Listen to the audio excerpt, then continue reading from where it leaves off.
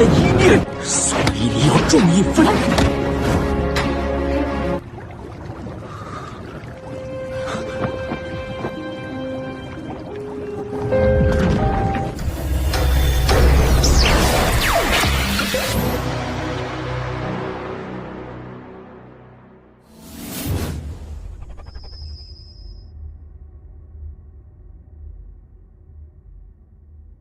Di kediamannya, Peng Chang diantarkan pakaian pengantin oleh pelayan dari Ratu Bailey.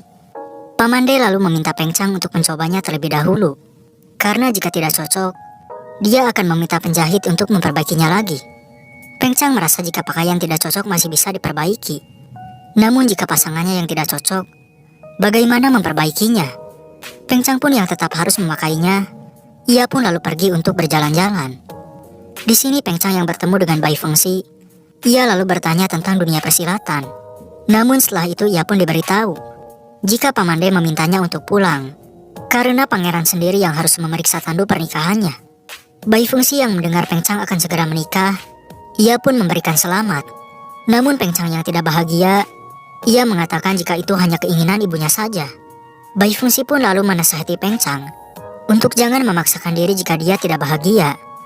Di sisi lain, persembahan untuk Ratu Yige akan segera dimulai. Raja yang sudah mengatakan beberapa kata, ia lalu memulai persembahannya terlebih dahulu. Setelah Lansi memberikan persembahan, kini Ratu Bailey yang memberikan persembahan. Namun saat itu juga ia langsung teringat masa lalunya. Ratu Bailey yang terdiam, ia pun tidak sengaja menjatuhkan air persembahannya. Peng Ju pun yang melihat ibunya langsung menghampirinya dan meminta untuk mengakhiri persembahannya. Setelah persembahan selesai, Ratu Bailey meminta maaf kepada Raja. Raja yang tidak mempermasalahkannya. Ratu Bailey meminta Raja untuk menghukum para pejabat dan rakyat yang telah menghinanya, membuat langit dan dewa menjadi marah akibat kecerobohan Ratu Bailey saat persembahan. Mendengar Ratu yang terus meminta keadilan, Raja pun akhirnya marah karena sebelumnya dia sudah berpesan berkali-kali agar Ratu tidak membuat kesalahan di upacara persembahan kali ini. Raja lalu mengatakan, jika Ratu Bailey hanyalah rakyat rendahan, jika selama setengah tahun Raja tidak melawan para pejabat, mungkin sampai saat ini Ratu Bailey belum diangkat menjadi ratu. Raja pun yang sangat marah besar, ia merasa jika kebaikannya tidak dibalas sama sekali. Raja yang selama ini berlagak tidak tahu dan membiarkannya, namun Ratu Bailey malah terus melakukan hal yang bodoh, dan sudah berani berencana mendapatkan posisi penerus demi putra tercintanya. Raja pun lalu menghukum Ratu Bailey dengan mengurungnya di istana dan harus bervegetarian selama 30 hari dan berdoa untuk ketenangan mendiang Ratu Yige. Di sisi lain, Zhongli melaporkan jika Raja telah menahan Ratu Bailey di istana. Huan Yang yang mendengarnya merasa senang karena pangeran kedua telah berhasil mengalahkan Ratu Bailey. Pangeran yang tahu jika Huan Yang sudah bekerja bersama ibunya sejak kecil, ia merasa jika umur Huan Yang sudah tidak muda lagi. Jika ada yang Huan Yang sukai, maka pangeran tidak akan menahannya. Huan Yang yang merasa jika pangeran ingin mengusirnya, ia pun memohon agar pangeran mengasihaninya. Karena saat ini keinginan Huan Yang hanya melayani pangeran seumur hidup. Di ibu kota, Bai Fengxi dan lainnya diperintahkan Guru Bai membeli barang untuk keperluan tahun baru. Lang Hua lalu memberitahukan jika ayahnya ingin merayakan tahun baru di ibu kota Yongzhou, agar Bai Fengxi bisa mengatasi derita rindunya kepada seseorang. Lang Hua yang merasa jika Hai Fengxi dan Bai Fengxi saling menyukai, namun Bai Fengxi mengatakan jika mereka hanya berteman. Bai Fengxi pun yang melihat ada Wu Yuan, namun datang Jiorong dan Lucy yang membuatnya tidak bisa menghampiri Wu Yuan. Di sisi lain, Ketua Sekte Duan Hun memberitahukan jika orang-orang Sekte Duan Hun mereka hampir punah. Wu Yuan yang mendengarnya tidak peduli, karena dia sudah mendapatkan semua buku rahasia dari setiap sekte. Dan tujuannya ke Gunung Wu adalah untuk mendapatkan ajaran Angin dan Biu, yang tidak disangka berhasil didapatkan oleh Hai Fengxi dan Bai Fengxi. Dan kali ini mereka harus lebih lama tinggal di ibu kota Yongzhou untuk mendapatkan kedua ajaran itu. Di kediamannya, Ratu Bailey sangat kesal, karena identitasnya yang dulu seorang pelayan sudah terbongkar. Dan ia tahu jika ini yang diinginkan oleh Lansi. Ratu pun lalu meminta pelayannya untuk memastikan pernikahan Peng Chang dan Qi Chengniang diadakan sebelum tahun baru. Di sini Pamande memberitahukan jika Ratu meminta pangeran untuk menuliskan surat permohonan pernikahan kepada Raja. Pamande juga menyampaikan perkataan Lansi untuk kakaknya mengikuti kata hatinya saja. Seketika Peng Chang pun teringat ucapan Bai Fengxi untuk tidak memaksakan jika tidak bahagia. Peng Chang pun lalu pergi untuk menemui ibunya di istana. Peng Chang yang bertemu ibunya, Ratu Baili meminta Peng Chang untuk segera membuat surat permohonan pernikahan kepada raja. Namun Peng Chang yang tidak mau. Hal itu sangat membuat ibunya marah. Peng Chang sengaja menemui ibunya karena dia sudah berubah pikiran dan tidak mau dinikahkan dengan gadis manapun jika ibunya yang mengatur. Ratu Baili yang mendengarnya sangat marah karena kediaman bangsawan Qi sudah menyiapkan semuanya untuk pernikahan ini. Ratu yang meminta berdiskusi baik-baik, namun Peng Chang dari awal sudah tahu jika Ratu bersikap baik kepadanya hanya untuk menikahkan Peng Chang dengan Ki Cheng Niang agar Peng Chang bermusuhan dengan Lansi. Ratu Baili yang mendengarnya tertawa. Dia memang tidak bisa memaksa Peng Chang, tapi dia bisa menarik Peng Chang mati bersama. Ratu Baili yang dulu selalu mencelakai Lansi, dia akan bilang kepada raja jika Peng Chang juga terlibat. Dan bila perlu Ratu juga akan memberitahukan penyakit Peng Chang keluar sana. Sebagai seseorang yang kerasukan hantu, Ratu meminta Peng Chang untuk menuruti semua kemauannya. Karena jika ini selesai, Ratu tidak akan lagi mengganggu Peng Chang. Di kediamannya Peng Chang terkena mental. Dia pun menyuruh Pamandai untuk mengantarkan surat permohonan pernikahan kepada raja. Di malam harinya, Hai Fengxi datang ke sini karena undangan dari Guru Bai. Lang Hua pun yang melihatnya senang, karena 2 dari 4 pemuda hebat ada di Yongzhou. Lang Hua memberitahukan jika Bai Fengxi melihat Wu Yuan kemarin malam. Di sini Guru Bai ingin meminta bantuan Papiliun untuk menyelidiki tentang plat Xuanji palsu. Karena saat ia mendengar plat Xuanji Yinzhou palsu, dia sebelumnya juga menemukan plat Xuanji palsu yang berbeda.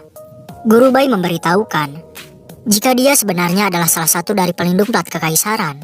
Kepergian Guru Bai ke Gunung Wu kemarin karena temannya yang juga pelindung plat kekaisaran memberikan kabar bahwa dia juga menemukan plat Xuanji palsu lainnya. Guru Bai pun lalu meminta Hai Fengxi untuk menyelidiki siapa yang telah memanfaatkan plat Xuanji palsu untuk mengacaukan dunia dan memintanya untuk tidak memberitahukan masalah ini kepada Bai Fengxi. Di sini Bai Fengxi bertanya apa yang telah dibicarakan antara gurunya dan Hai Fengxi. Namun Hai Fengxi yang sudah berjanji kepada Master Bai, ia tidak akan memberitahukannya kepada Bai Fengxi. Hai Fengxi lalu memberitahukan jika dia mengajak Bai Fengxi ke sini karena di sini adalah tempat Hai Fengxi berlatih ilmu bela diri secara diam-diam setiap malam agar tidak ketahuan oleh ayahnya dan Ratu Baili. Di sisi lain, Wu Yuan sudah tahu cara untuk mendapatkan ajaran Lanyin dan Biu, yaitu dengan menunggu Hai Fengxi dan Bai Fengxi bertarung bersama dulu. Di kediamannya Lansi mengatakan jika Wu Yuan ada di ibu kota, tapi orang-orang Papiliun tidak ada yang memberikan kabar. Ia pun meminta Zhongli untuk menyelidiki gerak-geriknya. Zhongli memberitahukan jika pangeran pertama memberikan surat permohonan pernikahan kepada raja. Lansi pun yang mendengarnya merasa jika kakaknya sudah kecewa kepadanya. Di Yozhou, seorang putri bernama Hua Chunran datang menemui ayahnya. Raja Yozhou meminta putrinya datang ke sini karena ingin putrinya segera memilih suami. Namun Chunran yang mendengarnya merasa jika ayahnya sudah bosan melihatnya dan ingin putrinya pergi bersama dengan suaminya.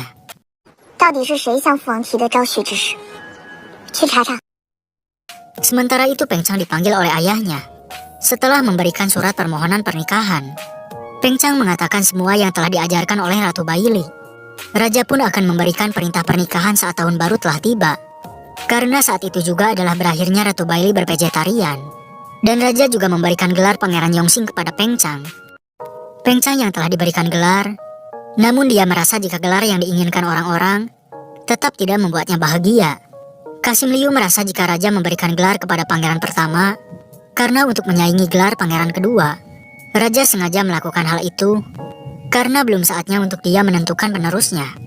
Di kediamannya, Peng Ju sangat marah karena dia tahu jika ayahnya memberikan gelar Pangeran Yongxing kepada Peng Chang. Peng Ju pun lalu membisikkan sesuatu kepada Li Jiaxian dan meminta Li Jiaxian untuk pergi menemui pamannya. Di sini Ratu Baili meminta adiknya Bai Li Jing untuk memberikan tusuk kondenya kepada Ki Cheng Niang. Bai Li Jing pun memberitahukan Peng Chang jika Ratu Baili meminta pangeran untuk menemani Ki Cheng Niang menikmati bunga pelum besok hari dan tidak usah memperdulikan apapun lagi.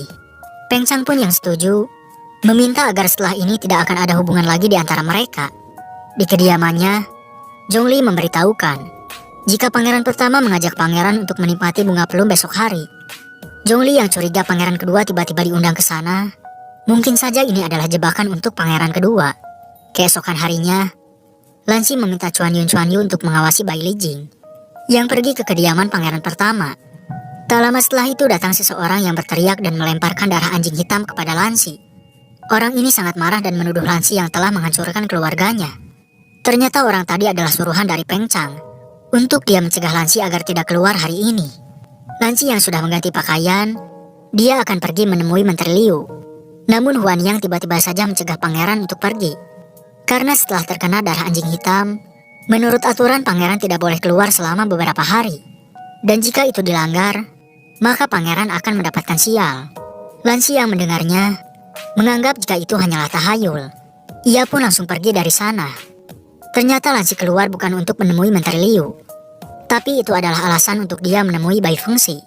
Huan Yang mendengar pembicaraan Zhongli dan Chuan Yun, dia tidak tahu siapa Nona Peng itu. Di sini Hai Fengxi yang menceritakan kejadian tadi. Hal itu malah membuat Bai Fengxi tertawa. Karena Hai Fengxi yang biasanya terlihat tenang, tapi sekarang dia begitu resah dengan adanya aroma darah anjing hitam di tubuhnya. Bai Fengxi lalu mengajaknya untuk makan daging bakar.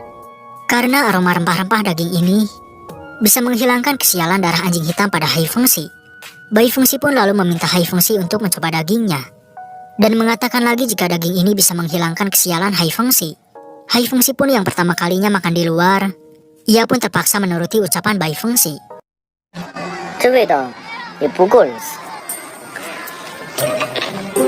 Di sini Bai Fengxi yang melihat ada Lang Hua dan lainnya, ia pun meminta Hai Fengxi untuk bersembunyi. Mereka pun yang melihat ada Bai Fengxi di sini sangat heran, karena Bai Fengxi sebelumnya mengatakan akan pergi untuk mempelajari ajaran Biu. Lang Hua pun yang melihat seperti ada Hai Fengxi, ia pun mengerti dan langsung mengajak Jiorong dan Lucy untuk pergi. Hai Fengxi yang merasa Bai Fengxi malu bersamanya, Bai Fengxi mengatakan jika dia sedang berbohong kepada Lang Hua dan lainnya, agar mereka tidak salah paham.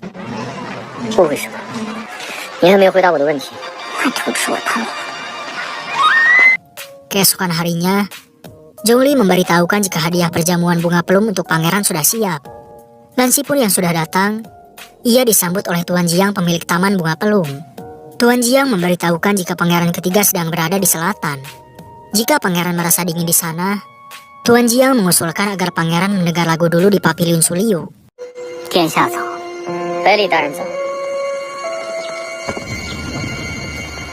Di Paviliun Suliu, Pengju yang baru saja datang duduk di lantai bawah, sedangkan Lansi duduk di lantai atas.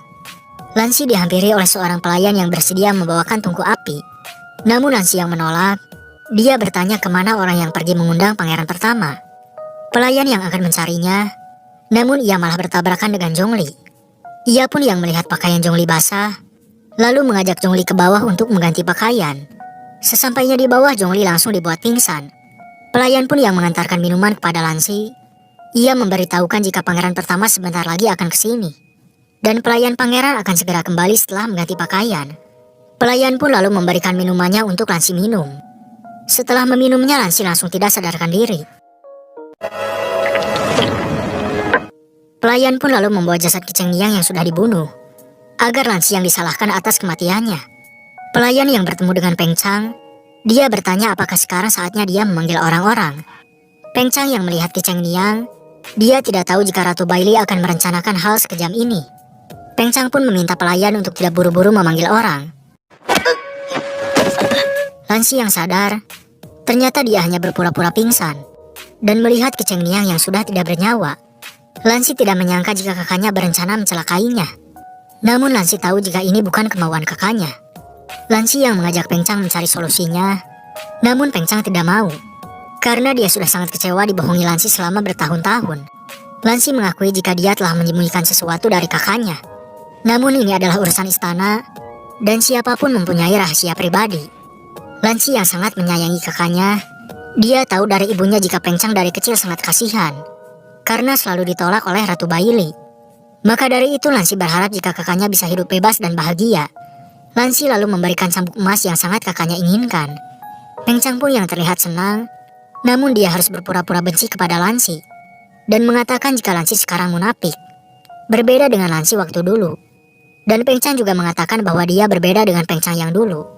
Peng Chang pun lalu mengembalikan lagi cambuk emasnya dan meminta Lansi untuk segera pergi dari sini. Peng Chang yang sangat marah. Tak lama setelah itu dia pun terjatuh dari atas. Peng Ju pun yang melihatnya meminta untuk dipanggilkan tabib. Li Jiaxian yang tidak tahu sedang terjadi apa di atas. Pelayan memberitahukan jika tadi di atas ada Pangeran Yongping. Pemilik pavilion pun yang tidak mau disalahkan. Peng Ju bersedia akan menemaninya untuk melihat ke atas. Di atas bangsawan Qi dan istrinya yang melihat ke Cheng Niang sangat sedih. Bangsawan Qi pun yang tahu tadi ada Pangeran Yongping. Ia merasa jika dia yang mencelakai putrinya dan pangeran pertama. Pangeran Yongping yang datang. Pemilik pavilion bertanya sedang di mana pangeran tadi. Pangeran Yongping pun menjawab jika dia sedang pergi memancing. Lanci yang mendengar jika pangeran pertama terjatuh, dia pun langsung khawatir. Namun Lanci yang akan melihat kakaknya, Peng Ju mencegahnya karena Lanci belum membuktikan kesalahannya. Salah satu orang di sana lalu mengatakan, jika dia bersaksi melihat Pangeran Yongping sedang memancing di kolam. Setelah itu muncul Bai Lijing keluar dari dalam ruangan. Dia yang seperti orang gila. Bangsawan Qi pun merasa jika dialah pelakunya. Ternyata pada saat Zhongli pingsan dia hanya berpura-pura. Ia pun lalu mengajak pangeran palsu untuk pergi memancing bersamanya. Dan Lanci yang menemui Bai Lijing, ia menghilangkan akal sehatnya dan menggoreskan darah Qi Cheng Niang di wajahnya. Di istana bangsawan Qi meminta keadilan kepada raja.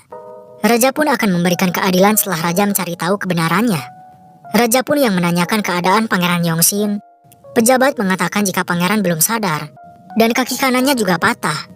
Sedangkan Bai Lijing, dia hanya memiliki luka goresan di wajahnya. Dan kini dia masih terlihat belum waras. Raja pun yang curiga dia berpura-pura tidak waras, lalu meminta penjaga untuk menghukumnya. Lanci mengatakan jika dalam kejadian ini, ada orang yang mencoba menjebaknya. Jika saja Lanci tidak keluar dari pavilion Suliu, mungkin dia yang sekarang dituduh atas kejahatan ini. Peng Ju pun yang mengingat ucapan Li Jiaxian, ia lalu membela Lanci agar tidak dicurigai dalam masalah ini. Menteri Wang mengatakan, agar mereka bisa memastikan kebenarannya, mereka harus menunggu pangeran pertama sadar dulu. Setelah orang-orang pergi, Raja lalu mengatakan kepada Yuan Lu, mungkin saja Peng Chang yang ingin menjebak Lanci, namun malah berbalik Lanci yang memimpin. Yuan Lu merasa jika pangeran pertama sedang dipitnah.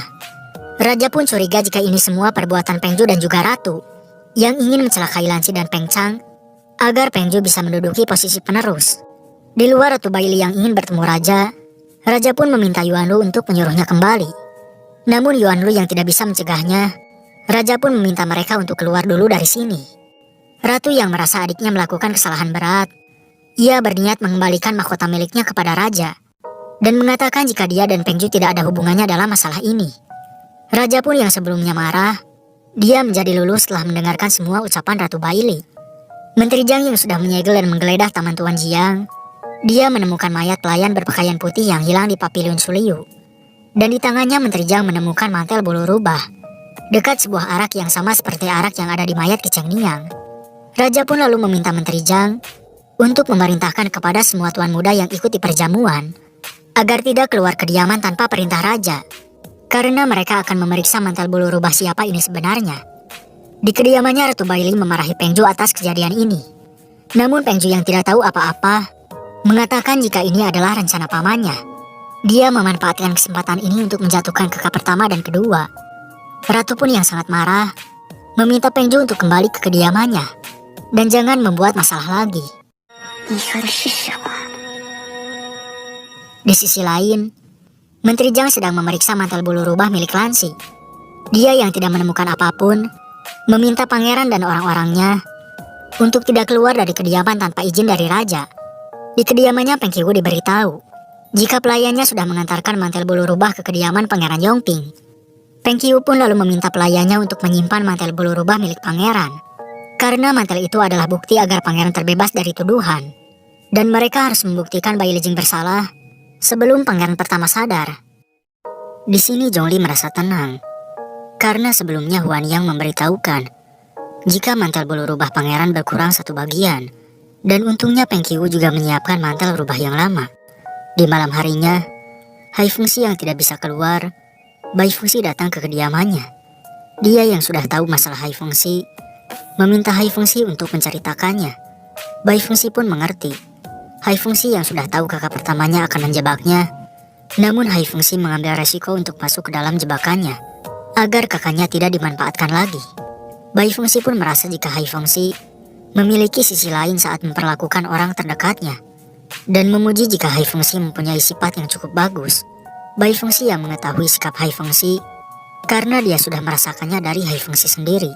Bai Fengxi pun meminta Hai Fengxi untuk menemui kakaknya, karena jika Hai Fengxi terus menyembunyikan masalah di dalam hatinya, orang lain tidak akan tahu jika Hai Fengxi tidak mengatakannya. 那你有没有感受到？我还有事，先走了，你去哪？ Di kediamannya Peng Chang sudah diperiksa oleh tabib. Kakinya yang masih tetap bisa berjalan, asalkan dirawat dengan sangat baik. Peng Chang pun meminta tabib untuk mengatakan kepada orang di istana, jika kakinya terluka sangat parah dan harus memakai tongkat seumur hidup. Peng Chang juga meminta agar memberitahukan jika dia tidak akan sadarkan diri dalam beberapa hari, karena ada penggumpalan darah di dalam otak. Jika sadar pun akan sedikit kehilangan ingatannya. Tabib yang tahu memalsukan pemeriksaan adalah kesalahan besar, dia tidak berani menipu raja. Namun Peng Chang yang mengancamnya, tabib pun akan menuruti ucapannya. Peng Chang yang kesakitan, Pamandai akan memanggilkan kepala balai tabib Zheng. Namun Peng Chang yang tidak mau, ia merasa jika dia kesakitan, maka hutangnya kepada Lansi akan semakin berkurang. Dan dia yang melihat jasad Ki Cheng Niang juga sangat menyesal. Maka dari itu Peng Chang meminta tabib untuk mengatakan hal seperti itu. Karena jika dia cacat dan tidak berguna, Ratu Bailey tidak akan bisa lagi memanfaatkannya. Di kediamannya Ratu Bailey diberitahu, jika Peng Chang masih belum sadarkan diri, pelayan juga mengutus orang untuk masuk ke kediamannya. Asalkan pangeran pertama sadar sebentar, maka pelayan akan memintanya bertindak sesuai rencana untuk menyalahkan Pangeran Yongping. Ratu yang tidak yakin Peng Chang akan menyalahkan Lansi, ia pun meminta orang untuk bertindak meracuni Peng Chang. Karena akan sangat mudah ketika Peng Chang selalu meminum obat. Di malam harinya, Lansi datang ke kediaman Peng Chang. Ia pun mengatakan semua perasaannya. Saat akan memberikan Peng Chang obat, Lansi menyadari jika di dalam obatnya ada racun. Pamandai pun memberitahukan jika pelayan baru yang memasak obat ini sudah dia selidiki, dan dia adalah bawahan Ratu Bailey. Lansi pun yang akan pergi meminta Pamandai untuk menyiapkan obat lagi. Saat kakaknya sudah sadar, jangan memberitahukan jika Lansi menemuinya, karena Lansi akan pergi menyelidiki masalah ini, agar kakaknya bisa beristirahat. Peng Chang yang berpura-pura tidak sadar, ia mengatakan jika Lansi satu-satunya keluarganya di dunia ini. Keesokan harinya raja yang mendengar Peng Chang sudah sadar, ia pun akan pergi menemuinya. Ratu Bailey yang juga diberitahu, sangat terkejut karena kemarin dia sudah meminta orang untuk bertindak. Pelayan memberitahukan jika pelayan pangeran menyadari ada racun di obatnya. Maka dari itu mereka tidak ada kesempatan lagi untuk bertindak. Ratu pun lalu meminta orang untuk mengawasi Lansi dengan ketat. Di kediamannya Peng Qiu meminta pelayan untuk mengawasi pangeran pertama. Jika dia mau merugikan Pangeran Yongping, segera melaporkan kepadanya. Raja yang menemui Peng Chang, ia langsung menanyakan siapa yang telah mendorongnya. Peng Chang pun yang berusaha mengingatnya, namun ia melupakan kejadian saat itu. Tabib lalu memberitahukan jika ada gumpalan darah di kepala Pangeran Yongxin, dan kemungkinan besar pangeran kehilangan ingatannya. Di kediamannya Lansi diberitahu, jika Peng Chang yang sudah sadar tidak ingat kejadian di Pavilion Suliu. Lansi pun meminta Zhongli untuk menemui gurunya, minta dia untuk menyelidiki semua kabar tentang Kota Liang. Lansi yang ingin tahu Kota Liang, karena untuk mendapatkan posisi penerus dia harus memerlukan kekuatan, dan jika ingin menguasai dunia, dia harus memiliki pasukan. Lansi memilih Kota Liang karena di Yongzhou adalah tempat paling cocok untuk mengumpulkan kekuatan. Di kediamannya Ratu diberitahu jika Peng Chang lupa ingatan. Ratu tahu jika Peng Chang melompat sendiri dari atas demi untuk membersihkan nama Lansi. Di sisi lain Menteri Jiang memberitahukan jika dia menemukan ada kerusakan pada mantel bulu rubah di kediaman Bailey Jing, dan aromanya sama dengan arak di jasad Ki Cheng Niang. Raja yang curiga buktinya datang terlalu cepat. Dia meminta Menteri Jiang untuk mengatakan jika Peng Chang tidak sengaja jatuh sendiri. Raja pun meminta untuk membebaskan para pangeran dari kurungan, dan minta mereka semua untuk menghadiri rapat besok pagi. Di kediamannya Peng Chang seperti biasa, membersihkan kediamannya di hari ke-24 bulan 12. Dan biasanya setiap tahun Lansi selalu datang untuk bermain catur dengan Peng Chang. Tak lama setelah itu Lansi datang menemui Peng Chang. Pamandai yang akan mengambilkan catur, Peng Chang lalu meminta Lansi untuk pergi dari sini. Dia mengatakan jika hubungan saudara di antara mereka sudah berakhir di Taman Bunga Pelung. Pamandai yang datang, namun Lansi sudah diusir oleh Peng Chang. Peng Chang melakukan hal itu karena tidak mau Ratu Bailey tahu jika mereka sudah baikan. Karena Ratu Bailey paling ahli memanfaatkan kelemahan orang. Dan semua ini Peng Chang lakukan agar tidak menyusahkan Lansi. Di jalan Zhongli mengatakan, mungkin saja pangeran pertama melakukan semua ini hanya untuk melindungi pangeran. Lansi pun yang melihat sesuatu menyuruh Zhongli untuk pulang, karena dia ingin sendiri dulu. Lansi yang melihat sebuah mainan, ia teringat kepada ibunya yang dulu memberikannya sebuah mainan. Bai Fengxi yang datang, dia melihat Hai Fengxi seperti menyukai patung-patung ini. Ia pun yang akan membelikannya, namun penjual hanya menjual tanah liatnya saja. Bai Fengxi pun lalu membeli tanah liatnya dan membuat patung Hai Fengxi.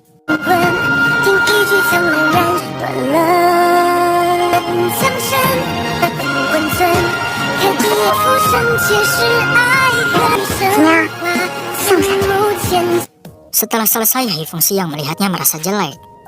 Bai Fengxi pun yang akan membuangnya, namun Hai Fengxi mencegahnya. Karena meskipun ini jelek, tapi ini buatan Bai Fengxi. Di kediamannya, Wu Yuan sedang melawan kutukan darah keluarga Yu. Dia pun yang tidak kuat. Ketua Sekte Duan Hun menghampirinya dan memberikannya sebuah obat.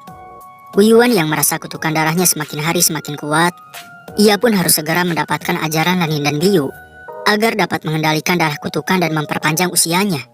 Ketua Sekte Duan Hun pun lalu memberikannya sebuah benda pesanan Wu Yuan untuk Wu Yuan mendapatkan ajaran Lanin dan Biu.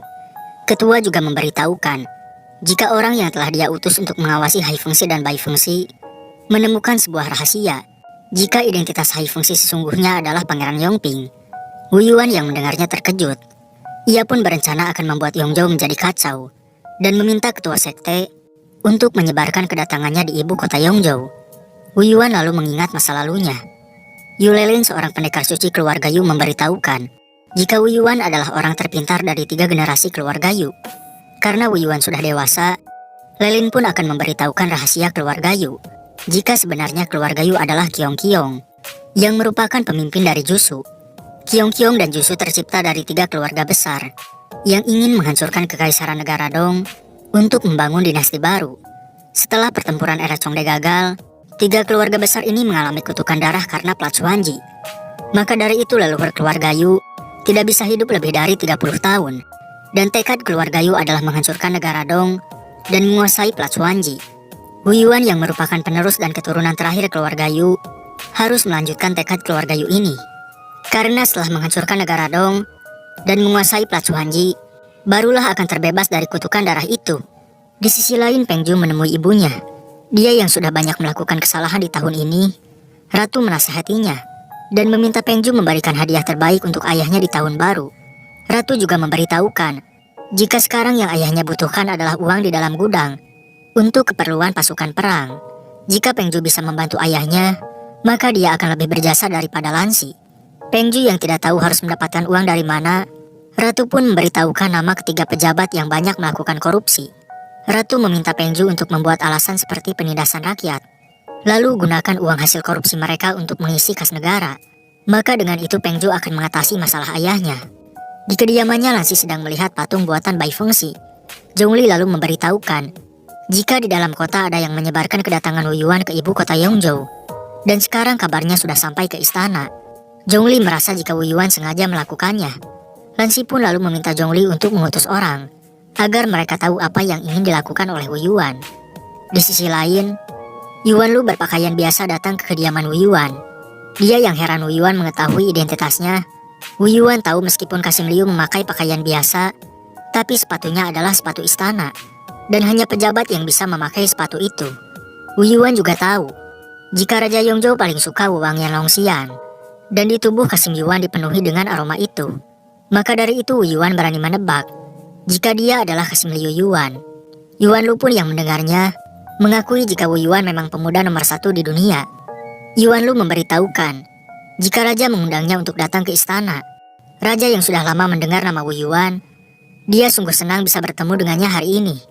Wu Yuan yang merupakan penasihat Pangeran Huangzhou dari Jizhou, sudah pasti Wu Yuan bukanlah orang biasa.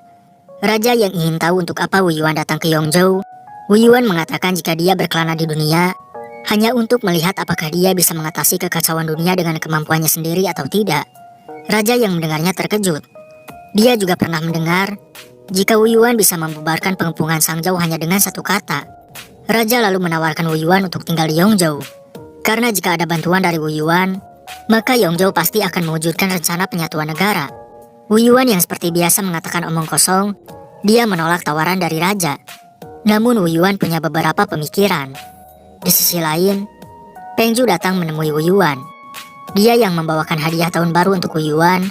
Wu Yuan merasa sangat merepotkan pangeran ketiga. Namun dia yang lelah, meminta Peng Zhu untuk datang di lain hari. Peng Zhu yang merasa Wu Yuan terlalu meremehkan orang, karena keluarga Yu disebut-sebut mengetahui segala hal di dunia ini. Bahkan Pangeran Huangzhou dari Jizhou menyebutnya sebagai guru bijak. Maka dari itu Peng Zhu berniat akan kembali beberapa kali lagi. Karena setelah mendapatkan bantuan dari Wu Yuan, dia tidak perlu takut lagi kepada Lansi. Di sini Wu Yuan mengatakan, jika ikan yang ingin dia tangkap sudah menggigit umpannya, dia yang tahu pangeran ketiga bermusuhan dengan Peng Lansi, Wu Yuan akan memanfaatkan Peng Zhu untuk melawan Lansi. Bahkan dia bisa mengambil kesempatan ini untuk membuat kerusuhan di dalam Yongzhou. Wu Yuan sengaja mengusir pangeran ketiga karena semakin panjang umpan dilepaskan, maka ikan akan semakin panik. Dan semakin Wu Yuan ingin menjadikannya anak panah, maka Wu Yuan tidak boleh terburu-buru membentuk aliansi dengannya. Wu Yuan yakin jika beberapa hari lagi, Peng Zhu pasti akan datang ke sini lagi. Di Jizhou, raja menanyakan keberadaan Guru Ranbo. Pangeran Huangzhou pun mengatakan jika dia sudah tua dan tidak nyaman untuk datang ke sini. Huangzhou pun akan pergi melihatnya ke gerbang istana. Pangeran Huangzhou yang bertemu dengan Xiao Sukong, ternyata dia punya masalah dengan Guru Ranbo. Huangzhou pun meminta Xiao Sukong untuk jangan membiarkannya hidup. Pangeran Huangzhou lalu melapor kepada ayahnya jika dia mendapatkan kabar bahwa Guru Ran telah meninggal, dan Huangzhou juga sudah mengurus pemakamannya. Di Yozhou, Hua Chunran sedang menari untuk ayahnya. Dia yang tidak ingin menerima hadiah, mengatakan jika kelak ia sudah menikah, tidak akan ada kesempatan menari lagi untuk ayahnya. Ayahnya pun yang enggan Chunran pergi jauh bersama suaminya, akan meminta siapa saja yang ingin menikahinya, harus tinggal beberapa tahun di Yozhou. Keesokan harinya, Wu Yuan diberitahu jika Peng Zhu datang lagi. Peng Zhu memberitahukan jika dia ingin merebut posisi penerus. Namun kakak keduanya yang pandai bermain trik, membuatnya kalah terus. Maka dari itu kedatangannya ia ke sini untuk meminta bantuan kepada Wu Yuan. Peng Zhu meminta saran kepada Wu Yuan jika dia akan membantu raja mengisi kas keuangan negara melalui penyelidikan korupsi. Wu Yuan yang mendengarnya merasa jika itu adalah ide yang bagus. Jika pangeran berhasil, raja pasti akan memberikan apresiasi khusus kepada pangeran. Peng Zhu merasa jika dia melakukan hal itu, maka akan menjadi masalah untuknya. Karena takutnya Peng Zhu akan melukai pendukungnya di istana, dan dianggap telah mengorbankan rekan sendiri demi mendapatkan apresiasi. Wu Yuan pun yang punya rencana, ia bisa menyelamatkan orang-orang Peng Zhu, dan bisa membuat Peng Lansi gagal. Di sisi lain, Sekte Tian Shuang yang sedang membagikan bubur, namun datang prajurit yang membubarkannya. Karena mereka tidak meminta izin kepada Kementerian Pendapatan. Mereka yang boleh membagikan bubur, asalkan memberikan uang laporan kepada mereka sebesar 100 uang perak. Para prajurit pun yang akan menghancurkan tempat ini, namun datang Zhongli membawakan 4 menteri Peng menghentikan mereka. Zhongli mengatakan jika membagikan bubur di awal tahun baru adalah perbuatan baik. Kementerian Pendapatan yang ingin mendapatkan uang dari hal seperti ini, Zhongli merasa jika itu adalah trik rendahan. Pangeran ketiga yang memimpin Kementerian Pendapatan mungkin harus dibimbing dulu oleh Menteri Peng. Prajurit mengatakan jika ini hanyalah kesalahpahaman dan meminta maaf kepada para pendekar. Zhongli pun memintanya untuk segera pergi dari sini. Bai Fengxi yang berterima kasih, Zhongli mengatakan jika semua ini sudah diatur oleh pangeran kedua. Bai Fengxi pun lalu menemui Hai Fengxi, dan Hai Fengxi akan membantu mereka untuk membagikan bubur. Di istana, raja melihat bukti dari Peng Zhu. Jika 3 wakil menteri pendapatan mengkorupsi 8 juta tael, raja pun lalu memerintahkan Peng Zhu agar bekerja sama dengan ketiga menteri untuk menyelidiki kasus korupsi Kementerian Pendapatan. Di sisi lain, Peng Qiwu memberitahukan jika 3 orang yang dilaporkan pangeran ketiga adalah orang dari anggotanya sendiri. Lansi tahu jika akhir-akhir ini Peng Zhu sedang berhubungan dengan Wu Yuan. Takutnya Peng Zhu masih mempunyai rencana lain. Lansi pun meminta Peng Qiwu untuk memberitahu semua pejabat agar tidak membuat kesalahan selama periode ini. Lansi yang tidak tahu apa rencana Wu Yuan selanjutnya, Dia tahu jika Wu Yuan tidak akan benar-benar membantu Peng Ju sesederhana ini. Terlebih lagi dia adalah orang Pangeran Huangzhou. Lan Xi pun lalu meminta gurunya untuk mengutus orang mengawasi Wu Yuan. Di kediamannya, Raja diberitahu jika kas negara telah dicuri. Namun bukan hanya itu, buku kas tahunan juga hilang. Raja yang merasa ini terlalu kebetulan, Peng Ju mengatakan jika Zhou Zhong wakil menteri pendapatan lainnya juga terlibat. Zhou Zhong yang merupakan mertua keluarga Peng, dia adalah orang yang bertanggung jawab atas kas negara. Dan kini dia yang paling dicurigai atas pencurian uang kas ini. Peng Ju juga memberitahukan jika kemarin setelah selesai rapat, Menteri Peng mengadakan pertemuan rahasia dengan kakak kedua, dan kemungkinan dia pergi menemui Zhou Zhong. Raja pun lalu meminta Peng Ju untuk penjarakan Zhou Zhong, agar Peng Ju bisa menginterogasinya. Di kediamannya Lan Xi diberitahu tentang tuduhan Peng Ju. Peng Qiu yang bisa memastikan jika Zhou Zhong tidak terlibat dalam korupsi, karena dia tahu jika Zhou Zhong adalah orang bersih dan juga jujur. Mereka yang tidak bisa terlibat dengan masalah ini, maka dari itu mereka harus menemukan kebenarannya sebelum Peng Ju selesai menyelidikinya, karena hanya dengan itu mereka mempunyai harapan. Lan Xi pun lalu meminta Peng Qiu menyelinap ke penjara untuk memberitahu Zhou Zhong agar berkata dengan jujur, dan jangan sampai mengakui kebohongan hanya karena dia dipukul. Peng Qiu yang akan pergi ke penjara, ia lalu dibuat pingsan oleh Wu Yuan, karena Wu Yuan akan meminjam tubuhnya untuk mendapatkan ajaran Lan Yin dan Biu. Keesokan harinya, Lan Xi diberitahu jika Peng Qiu sedang terluka. Lan Xi yang sudah memeriksanya, merasa jika racun pada Peng Qiu sangat aneh, karena menyebabkan Yin dan Yang miliknya menjadi terbalik, serta 5 elemennya pun menjadi kacau. Lan Xi yang sudah menyegel pembuluh darahnya, meminta pelayan untuk menjaganya, karena Lan Xi akan segera kembali. Di sini Lan Xi menemui Bai Fengxi. Ia yang menceritakan tentang Peng Qiu. Lan Xi perlu kekuatan Biu milik Bai Fengxi untuk membantunya. Peng Qiu yang sedang koma, mereka tidak bisa mengeluarkan racunnya, karena harus ada seseorang yang membantu menariknya keluar. Bai Fengxi pun yang mencoba mengeluarkan racunnya. Hal itu membuat tangannya terluka. Racun pun yang sudah dikeluarkan, Peng Qiu akan terbangun beberapa menit lagi. Di sini Lan Xi merasa heran, karena racun Peng Qiu kebetulan bisa dipecahkan oleh ajaran Lan Yin dan Biu. Ia pun merasa jika mereka sedang dalam bahaya. Lan Xi pun meminta Bai Fengxi untuk terus bersamanya selama beberapa hari ini. Jangan berpisah dan harus saling mendukung. Peng Qiu yang tersadar, Lan Xi dan Bai Fengxi datang menemuinya. Bai Fengxi yang pernah mendengar mengenai Menteri Wanita di Yongzhou, saat bertemu Menteri Peng memang wanita yang cantik. Peng Qiu pun lalu berterima kasih karena Nona Peng telah menolongnya. Peng Qiu yang sudah lama mendengar nama Bai Fengxi, ia tidak menyangka akan bertemu dengannya hari ini. Peng Qiu yang tidak tahu siapa orang yang mencelakainya, namun ilmu bela diri orang itu sangat tinggi, dan dia membuat Peng Qiu pingsan hanya dengan satu pukulan. Peng Qiu yang khawatir mengenai masalah pangeran ketiga, Bai Fengxi pun yang sesama wanita bersedia akan membantunya. Mereka yang sekarang tidak bisa kemana-mana, akan tinggal di kediaman Peng Qiu untuk beberapa hari. Di sisi lain Zhongli memberitahu Master Bai, jika Bai Fengxi dan pangeran beberapa hari ini sedang menyelidiki kasus, mungkin tidak akan bisa dulu kembali ke sini. Zhongli juga memberitahukan, jika pada saat plat Xuanji palsu muncul, pandai besi terkenal di ibu kota bernama Gong Yesi telah menghilang. Menurut penyelidikan mungkin dia pernah menjadi salah satu dari pelindung plat kekaisaran, dan dalangnya mungkin bersembunyi di antara para pelindung plat kekaisaran. Di sini Hai Fengxi dan Bai Fengxi sedang menyelidiki tentang pencurian uang kas 10.000 tael. Namun yang menjadi masalah adalah buku kas uangnya. Peng Ju sengaja menyuruh orang mengambil buku kasnya, agar Zhou Zhong sulit terlepas dari tanggung jawab.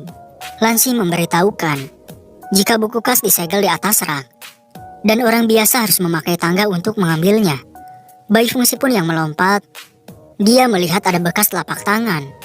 Bai Fengxi memberitahukan, jika dia dengan ilmu ginggongnya masih perlu bantuan untuk mencapai puncak. Namun saat dia mengamati di atas, hanya ada 2 sidik telapak tangan, namun tidak ada jejak bantuan. 应该是有5人。为何？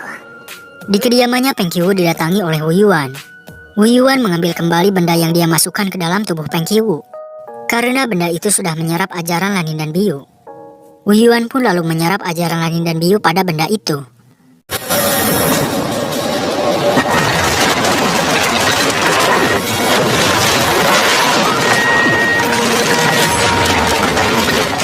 Wu Yuan mengatakan jika kedua ajaran ini hanya bisa menekan kutukan darah untuk sementara waktu, Jika ingin memecahkan sepenuhnya, maka harus menguasai Plat Xuanji. Ketua sekte memberitahukan, jika dia sudah diam-diam membangun kembali pasukan Jushu. Kini Wu Yuan yang sudah mendapatkan ilmu hebat, namun dia masih ingin melihat bagaimana Peng Lansi memecahkan masalah ini. Mereka pun akan tinggal di ibu kota Yongzhou lebih lama lagi. Di kediamannya, Peng Qiu memuji Bai Fengxi yang selain ahli dalam ilmu bela diri, dia juga ahli menginvestigasi. Namun mereka yang belum menemukan pencurinya curiga kepada kelompok opera yang banyak berdatangan di musim ini. Dan hanya mereka yang bisa membawa barang-barang ke ibu kota tanpa dicurigai. Karena kelompok opera akan berakhir sampai festival lampion, seharusnya uang kas negara masih ada di tangan mereka. Lansi pun yang mendengarnya akan meminta orang untuk menyelidiki kelompok opera. Di malam harinya, mereka yang sedang berdua diikuti oleh Lansi. Mereka pun yang melihat orang-orang sedang melakukan tarian jembatan Bagpi. Bai Fengxi mengajak Peng Qiu untuk menari. Peng Qiu yang sebelumnya tidak mau, Bai Fengxi mengatakan jika hidup manusia sangatlah singkat, maka dari itu mereka harus mencobanya. Lansi pun yang datang, dia juga diikuti oleh Zhongli. Zhongli pun memberikan topengnya kepada Lansi, karena dia telah memahami keinginan dan kepanikan Lansi. 公子，可愿意与我一起共舞？公子长得很像我一个萧时之人。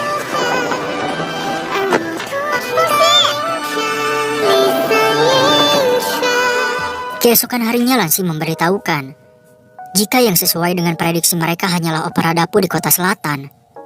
Mereka berdua pun lalu pergi untuk melamar kerja di opera, dan diberikan tes dulu agar dapat diterima.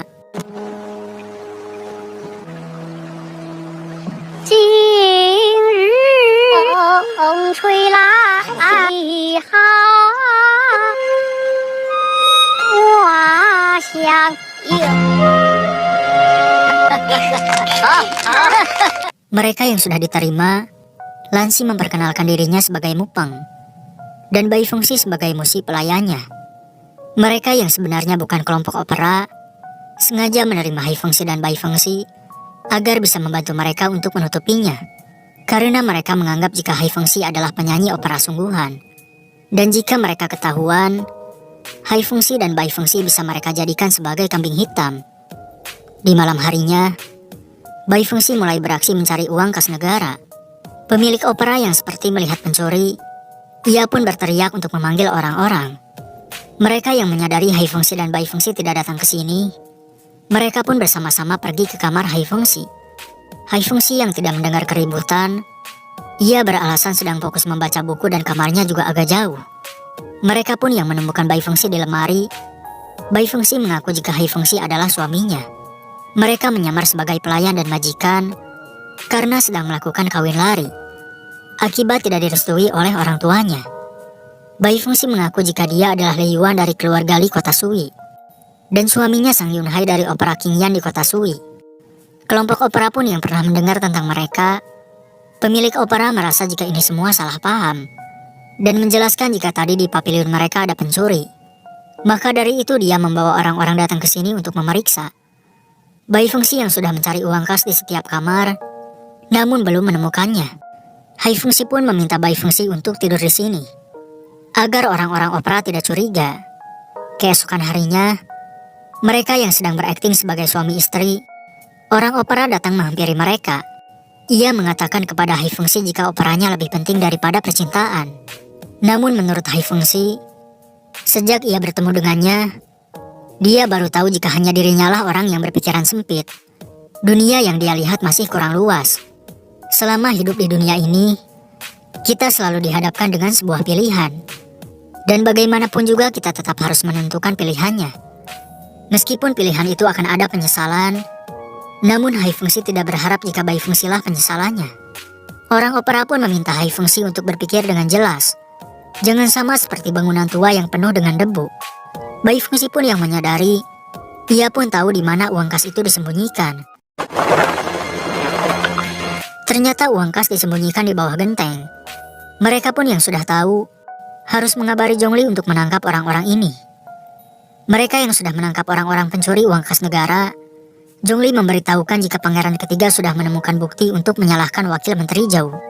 Karena mereka baru menemukan uang kasnya saja, mereka pun harus menemukan orang yang menyembunyikan buku kasnya sebelum rapat istana besok. Bai Fengxi yang mempunyai rencana, di sini orang-orang pencuri uang kas akan diinterogasi dengan cara membawa anggota mereka satu persatu untuk dibunuh. 带走。拉下去！我真的什么都不知道。 Setelah dua anggotanya terbunuh, pemimpin mereka pun akhirnya mau mengatakan jika komplotan mereka adalah kepala keuangan Kementerian Pendapatan Tuan Li. Bai Fengxi yang merasa jika ini terlalu cepat, ternyata kedua orang itu tidak benar-benar ia bunuh. Lan Xi pun meminta untuk menahan mereka lagi, dan meminta Zhongli untuk menyuruh Chuan Yu menangkap orang. 小事。 Pelayan Peng Qiu merasa jika Bai Fengxi memang wanita hebat nomor satu di dunia. Peng Qiu juga mengakuinya, jika wanita seperti Bai Fengxi hanya ada satu di dunia. Di kediamannya Lan Xi diberitahu, jika Chuan Yu sudah menangkap orangnya. Mereka yang tepat waktu, untungnya buku kas negara belum sempat dihancurkan. Dan itu akan menjadi bukti yang cukup untuk membuktikan jika Wakil Menteri Zhou tidak bersalah. Lan Xi pun meminta Zhongli untuk menyerahkan semua bukti kepada Peng Qiu, dan minta dia untuk melaporkan kepada raja di sidang besok. Lan Xi yang mendengar jika Zhongli pernah membaca banyak buku cerita, Lan Xi bertanya bagaimana mereka mengungkapkan isi hatinya. Zhongli yang tersenyum, ia merasa jika pangeran akan mengungkapkan perasaannya kepada Bai Fengxi. Zhongli lalu mengatakan, saat seorang pria mengungkapkan perasaannya kepada seorang wanita, maka harus memiliki 3 persyaratan. Yang pertama adalah suasana, kedua rayuan, dan ketiga bukti cinta. Lan Xi merasa jika syarat ini seperti perang, yaitu mementingkan tempat, waktu, dan manusia. Lan Xi yang hanya memahami perang, Zhongli mengatakan jika tindakan perasaan tidak semudah menggerakkan pasukan untuk perang. Karena suasana yang disebut dibagi menjadi 2 jenis. Yang pertama adalah hari yang khusus, misalnya festival kasih sayang dan festival lampion.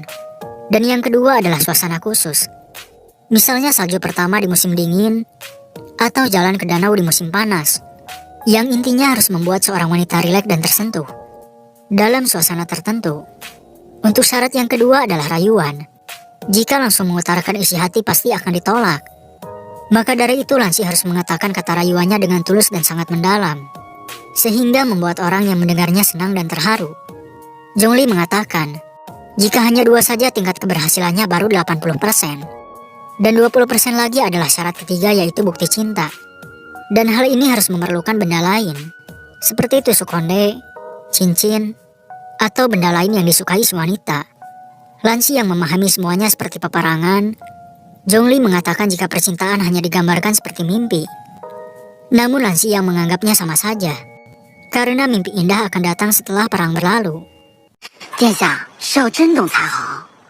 Di rapat istana, Peng Qiu memberitahukan jika orang yang mencuri uang kas negara bukanlah Wakil Menteri Zhou Zhong, melainkan Kepala Keuangan Kementerian Pendapatan Tuan Limu. Peng Qiu pun lalu memberikan buktinya kepada Raja. Raja pun lalu memerintahkan Menteri Peng dan Peng Zhu untuk bekerja sama menyelidiki kasus korupsi Kementerian Pendapatan. Di kediamannya Wu Yuan diberitahu jika Peng Zhu akan datang ke sini setelah rapat istana. Wu Yuan merasa jika Peng Lan Xi sudah mengatasi masalahnya, dan pangeran ketiga pasti akan sangat marah kepada Wu Yuan, dan berpikir jika Wu Yuan hanyalah orang yang tidak berguna, yang hanya terlihat berbakat dan cerdas saja. Ketua Sekte Duan Hun yang bertanya apakah Peng Lan Xi itu sangat hebat, karena dia bisa mengetahui jebakan dari Wu Yuan.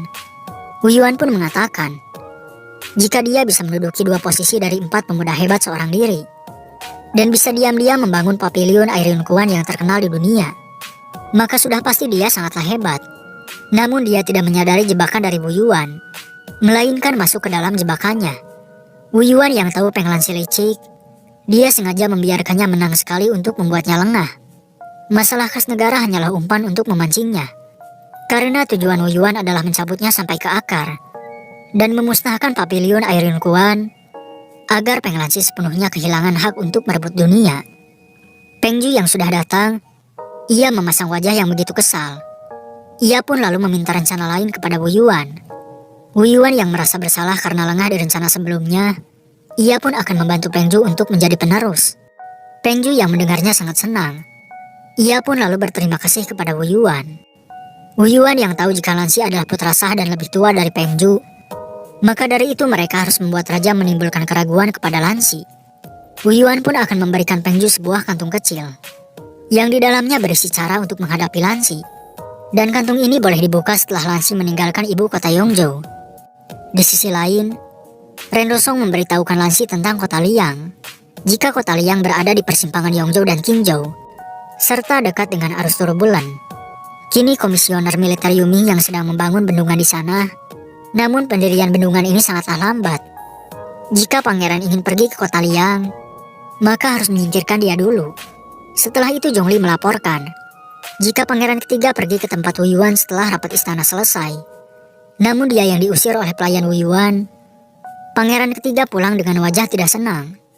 Dan Wu Yuan juga sudah pergi meninggalkan ibu kota Yongzhou. Lansi pun yang merasa jika Wu Yuan punya trik lain, meminta orang untuk menyelidikinya.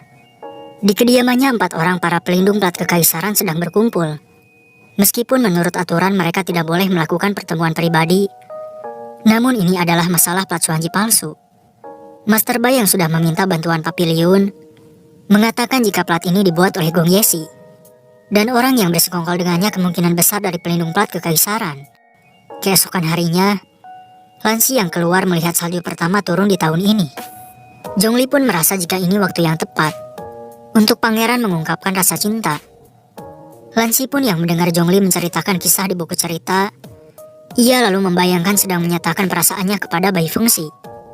Di suasana yang indah dan romantis ini, Lansi mengatakan kata-kata manis yang mengarah kepada Bai Fengxi. Ia pun lalu mengajak Bai Fengxi untuk bermain sebuah permainan. Siapa yang bisa menemukan 3 barang di ibu kota Yongzhou ini, dialah pemenangnya. Lansi pun lalu memberikan 3 clue. Apa yang lebih putih dari salju, apa yang lebih hangat dari tungku, dan apa yang lebih dingin dari batu. Bai Fengxi yang akan mencarinya, namun ditahan oleh Lansi, dan mengatakan jika dia sudah menang. Bai Fengxi yang merasa jika Lansi sudah menyiapkan barang-barangnya. Lansi mengatakan jika barang yang ingin dia cari berada di hadapannya. Lansi pun lalu menyampaikan bukti cintanya dengan mencium Bai Fengxi. Setelah menghayal Lansi yang tersenyum, ia pun menyuruh Zhongli untuk pergi mengundang Bai Fengxi datang ke sini. Di sisi lain, Peng Qiu dan Bai Fengxi sedang makan hotpot Qingzhou dan bersulang.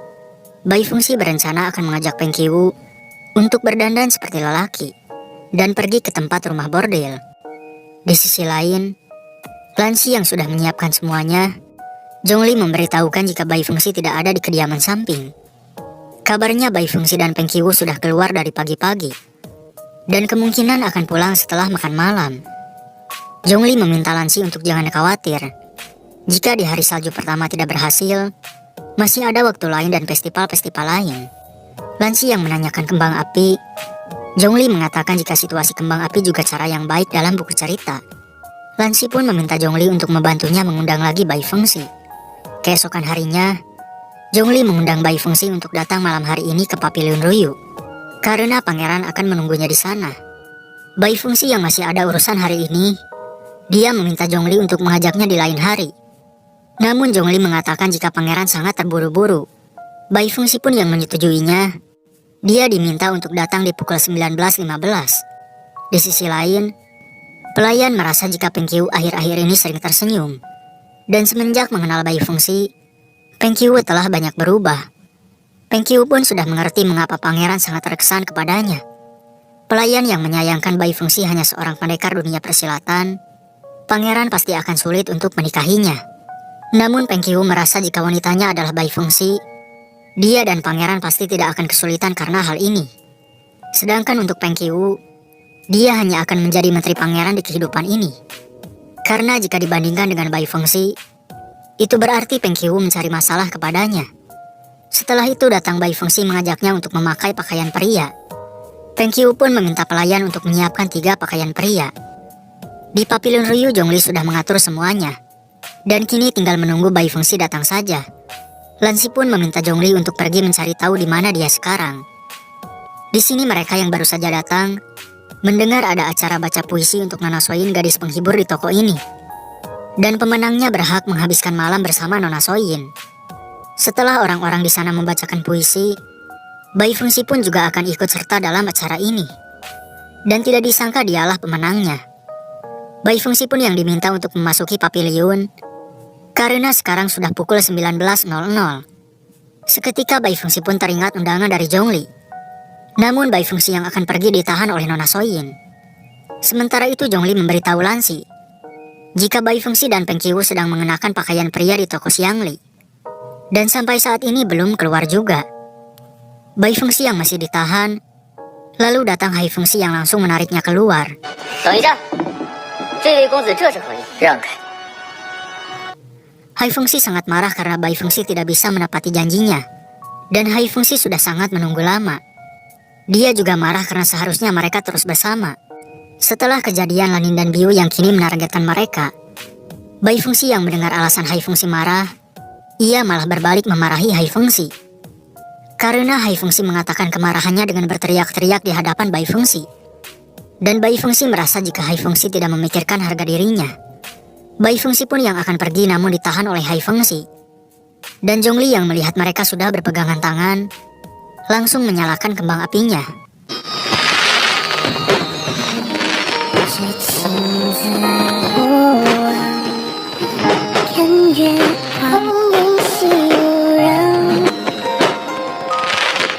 Bai Fengxi merasa jika suasana ini biasanya digunakan tuan muda untuk menyatakan perasaannya. Namun trik murahan dalam buku cerita ini sudah digunakan berkali-kali. Dan mereka pasti tidak akan bersama. 你走了，我也疯了。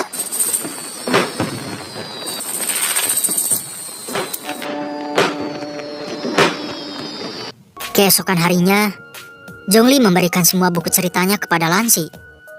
Lansi yang mau membaca semua buku-buku ini, karena Bai Fengxi berpikir jika kembang api adalah trik murahan. Maka dari itu Hai Fengxi mau melihat, apakah ada ide baru yang bisa dia dapatkan dari buku-buku ini. 此次成行，必能抱得美人归。 Di sisi lain, Bai Fengxi yang bedaknya sudah hampir habis, karena dia sedang memikirkan apakah kembang api semalam disiapkan oleh Hai Fengxi.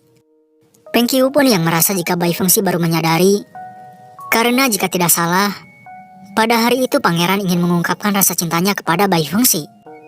Seketika Bai Fengxi pun teringat ucapannya semalam, yang mengatakan jika ini adalah trik murahan.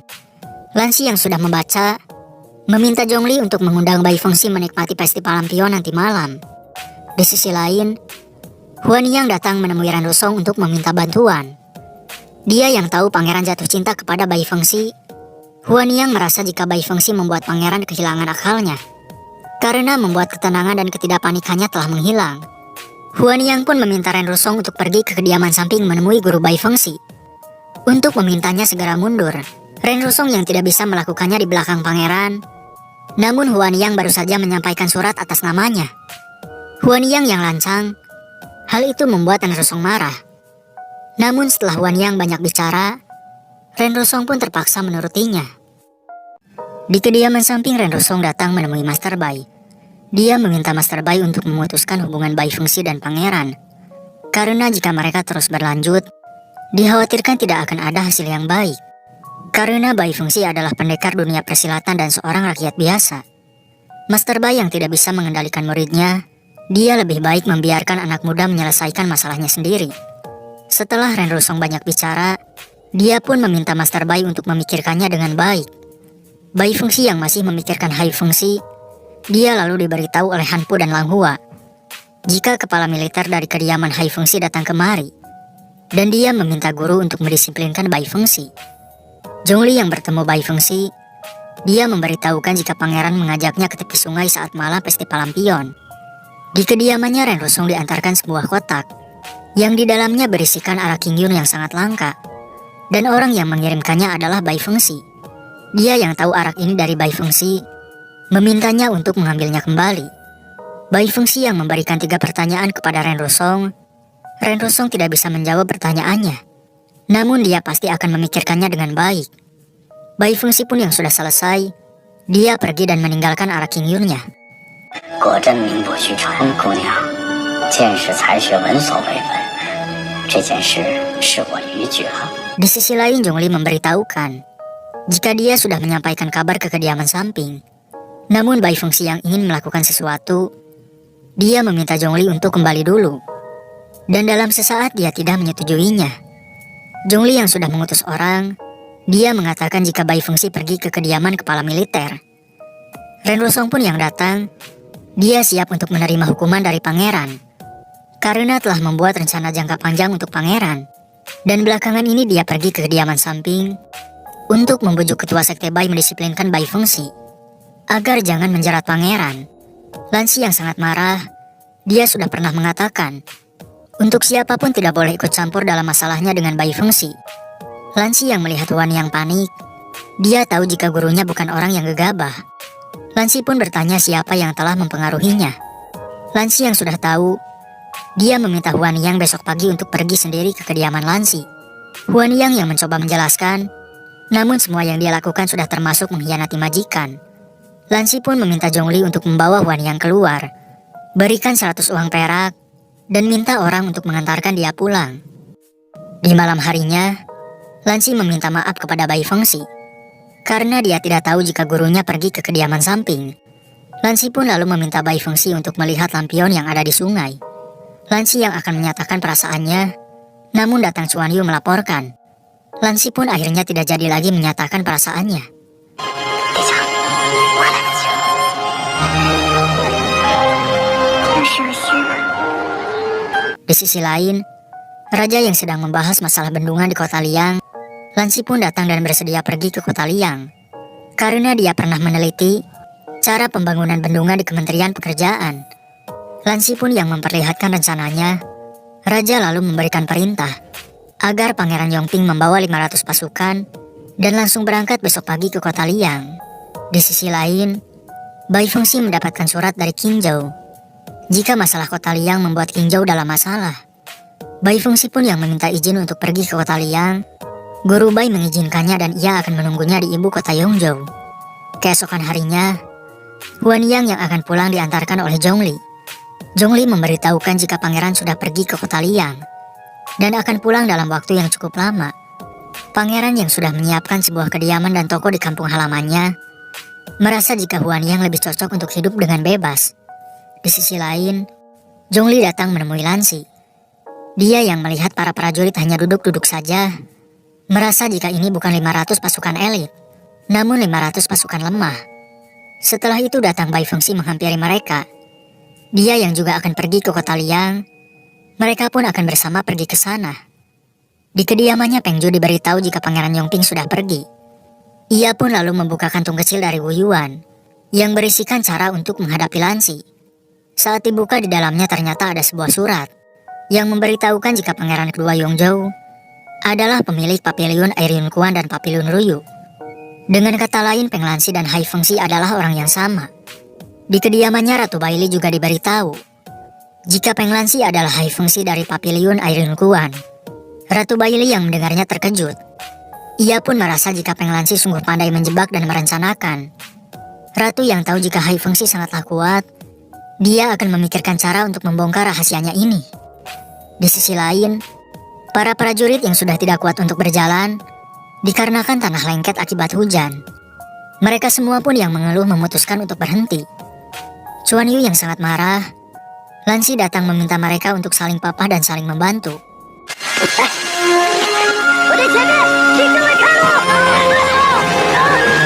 Di Jijou, Pangeran Huangzhou diberitahu jika Peng Lan Xi adalah Hai Fengxi dari Papiliun Air Yunkuan.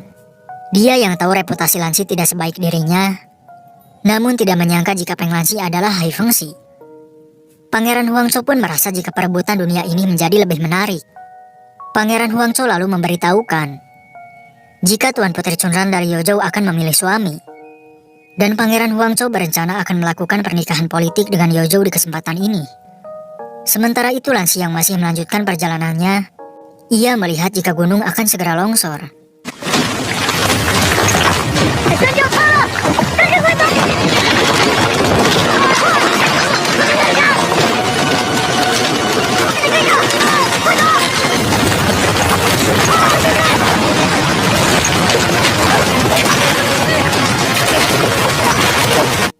Di sisi lain, Hua Chunran diberitahu Selain dari Yongzhou, seluruh negara bagian telah membalas surat dari raja. Dan kali ini Pangeran Huangzhou dari Jizhou juga akan datang. Selain memiliki ilmu bela diri yang hebat dan bakat yang sangat menonjol, dia juga orang yang bisa memimpin Jizhou. Bahkan orang-orang mengatakan jika negara Dong jatuh, Pangeran Huangzhou lah yang paling berkesempatan untuk menjadi kaisar baru. Chunran yang juga menginginkan dunia ini, kelak akan ada kesempatan jika menikah dengan Pangeran Huangzhou. Chunran merasa jika Pangeran Huangzhou datang ke sini, bukan untuknya tapi untuk Yozhou. Jika dia menikah dengannya, pasti tidak akan bisa tinggal di sini. Karena tujuan Chunran sekarang adalah menjadi penerus wanita pertama di Yozhou. 总得试试。 Di sisi lain, para prajurit sedang membicarakan Lanci yang sudah menyelamatkan mereka. Dan mereka akan melakukan apa saja demi pangeran. 这是殿下让我们给大家带的酒。 Sementara itu Lanci yang sudah diobati oleh Bai Fengxi, dia meminta Bai Fengxi untuk tidur di ranjang dan dia tidur di lantai. Keesokan harinya, para prajurit yang sudah berkumpul, mereka melihat banyak gagak yang berdatangan dan merasa jika ini pertanda buruk. Chuan Yu yang melaporkan keadaan di luar, Bai Fengxi merasa jika ini waktunya untuk Lanci menunjukkan kewibawaannya. Setelah kemarin memenangkan hati mereka, Lanci yang keluar, dia menjelaskan jika burung gagak ini adalah pertanda baik. Dulu Liu Bang, kaisar pendiri dinasti Han, pernah memenggal ular putih, dan dinasti Han menjadi sangat makmur. Hari ini Lanci yang akan menirunya, berharap bisa memperbaiki kota Liang dan juga mendamaikan dunia.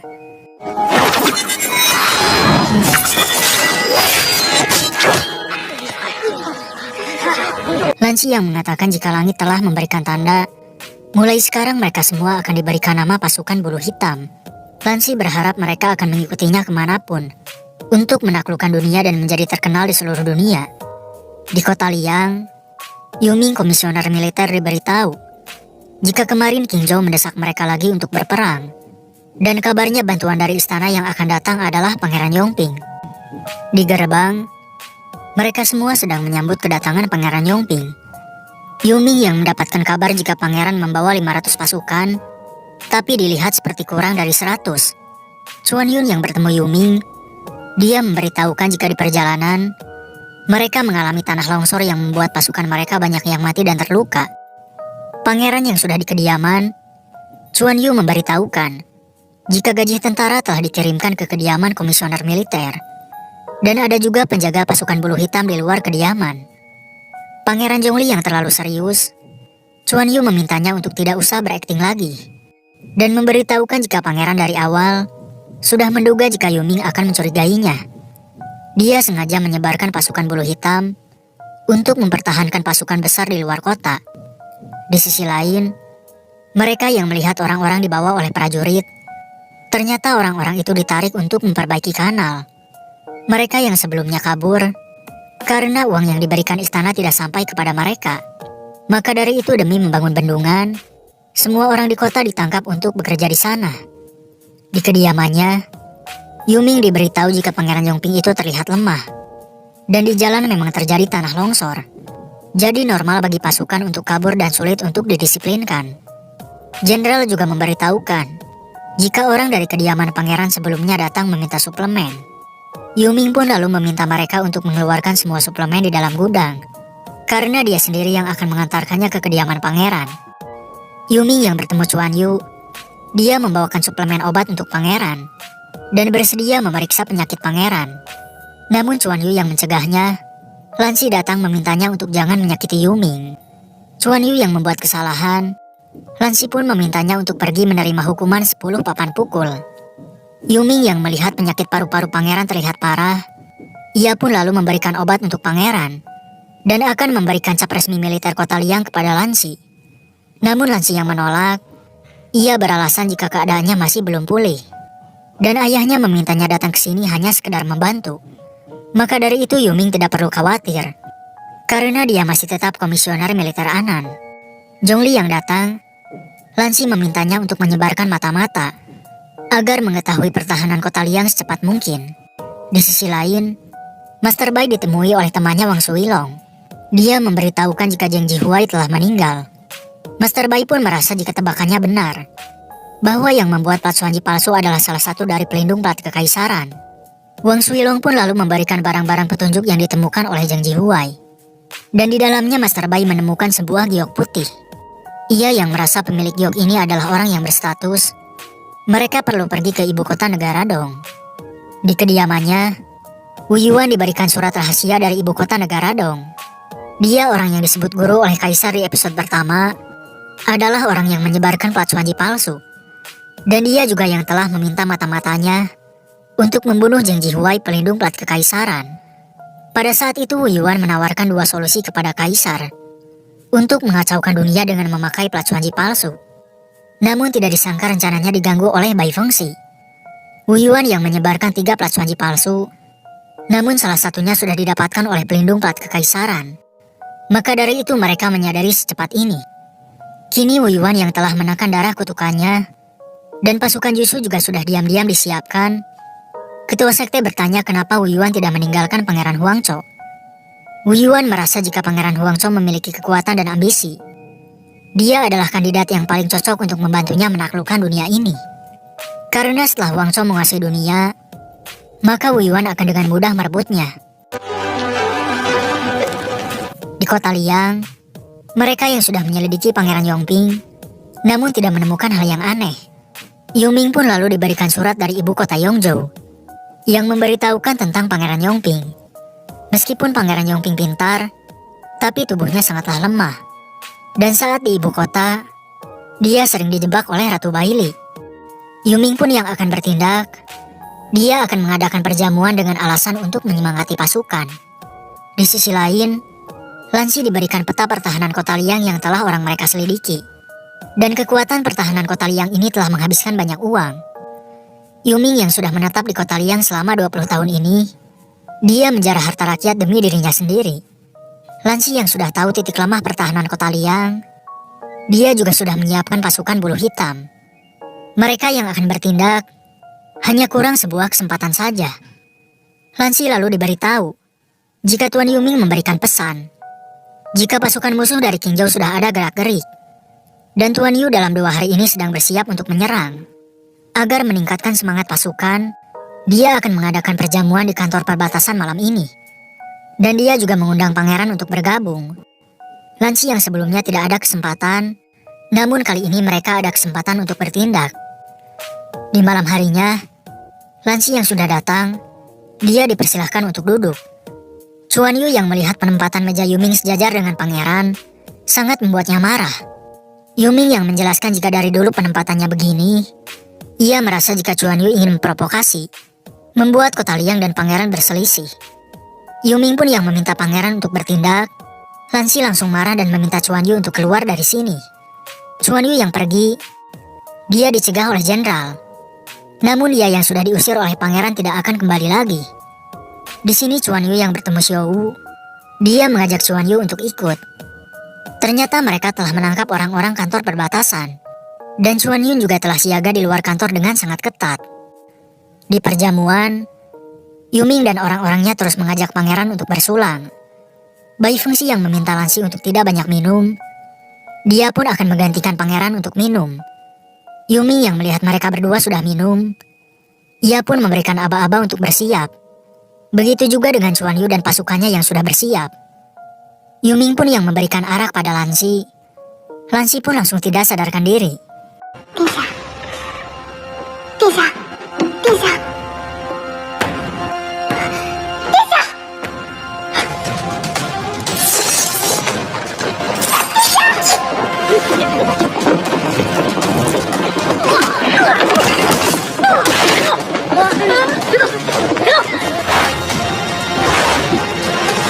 Mereka yang sudah tertangkap, ternyata Lansi sebelumnya menekan arak Yuming dengan tenaga dalamnya, agar tidak berefek apa-apa. Yuming yang meminta Lansi untuk jangan senang dulu. Lansi bertanya apakah Yuming masih menunggu para penjaga kota. Yuming yang mendengarnya, seketika wajahnya pun menjadi berubah. Dan Chuan Yu memberitahukan jika pasukan bulu hitam telah merebut benteng, dan penjaga kota lainnya juga telah ditahan. Yuming yang mengakui kehebatan Lansi, padahal dia sudah sangat hati-hati. Yuming mengatakan jika dia sangat familiar dengan kota Liang, Jika pangeran ingin menduduki kota Liang, dia masih bisa membantunya. Namun Bai Fengxi yang sangat kesal kepada menteri yang suka menindas rakyat, ia pun langsung menebas Yuming. Di negara Dong, Hua Chunran datang dengan dikawal banyak pengawal. Kedatangannya ia ke Kaisaran untuk mempersembahkan relik dewa kepada Kaisar. Kaisar yang bertemu Chunran, dia diberitahu jika bunga teratai itu tiba-tiba saja mekar. Kaisar pun merasa jika Chunran gadis suci pengantar relik dewa, kedatangannya telah membuat teratai bermekaran. Kaisar lalu meminta untuk mengumumkan kepada seluruh dunia. Selain Tuan Putri Chunran berjasa dalam mengantarkan relik dewa, Kaisar juga memberikan gelar Dewi Negara Dong kepada Chunran. Chunran yang sudah terkenal, pelayan pun memberikan selamat. Namun ternyata bunga teratai bermekaran hanyalah trik saja. Karena mereka sengaja meminta Kasim Liu untuk menyuburkan semua bunganya. Chunran yang sudah diberikan gelar Dewi, dia sekarang bisa menyamakan kekuatan dengan Pangeran Huangzhou yang akan ikut serta melamarnya. Karena dengan adanya gelar Dewi ini, dia sekarang memiliki hak untuk bernegosiasi dengan ayahnya. Seketika Chunran pun teringat masa kecilnya di Pagoda Bahuang. Saat itu dia sedang bermain bersama Lansi Huangzhou dan Siun kecil. Dia yang ingin memakai mahkota ratu pertama. Lansi mengatakan jika mahkota itu tidak bisa dipakai oleh siapapun. Chunran yang menangis. Pangeran Huangzhou mengatakan jika mahkota ratu itu sudah rusak dan usang. Chunran yang begitu cantik lebih cocok memakai mahkota permaisuri. Huangzhou pun memberitahukan jika permaisuri adalah ibu negara dan wanita tercantik di dunia. Chunran pun berharap kelak ia bisa memakai mahkota permaisuri. 不知道这次为我戴上凤冠的